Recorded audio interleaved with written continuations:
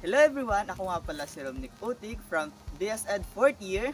Ngayon pala ay magtatanim ako ng isang halamang orange tree para sa aming project sa school. Gagawin, maghahanap ko ng pagtatamnan. Tapos naman ay maghuhukay tayo para sa pagtatamnan natin.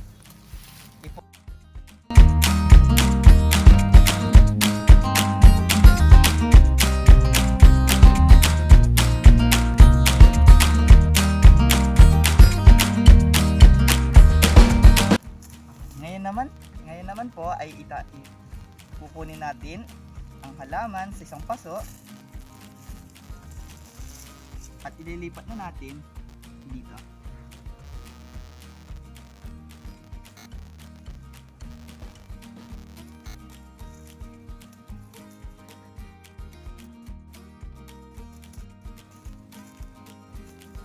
Okay.